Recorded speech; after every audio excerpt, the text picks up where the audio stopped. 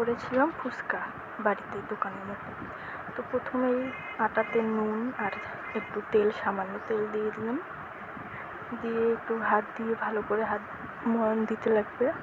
তো এগুলো কিন্তু রেশনের আটা, কোনো কেনা আটা না, রেশনের আটা দিয়েই করেছিলাম। তো ভালো হয়েছিল। আর তারপরে একটু ভালো করে ময়ান দিতে লাগবে। আর কারা কারা ফুচকা খেতে ভালোবাসো জানাবে।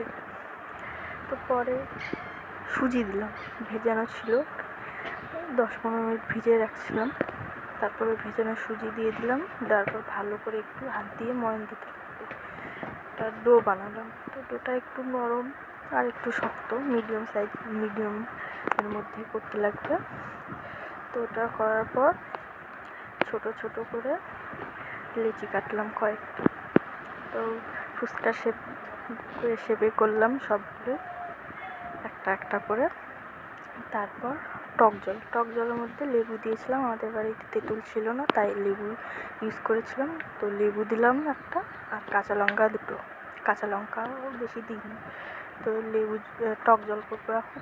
তো টক জলের মধ্যে কাঁচা লঙ্কা যে কাটলাম ওগুলো দিলাম, লেবু যে কাটছিলাম একটা, ওই একটাই দিয়েছিলাম।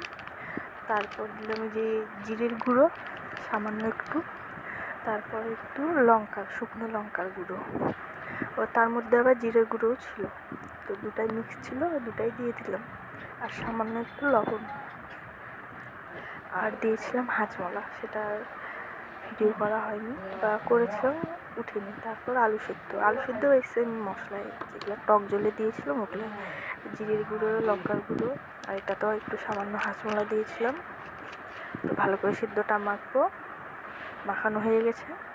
তো একটা ফুচকা ভাজানো আসল যে কাজটা, সেটাই ভিডিও করতে ভুলে গেছিলাম।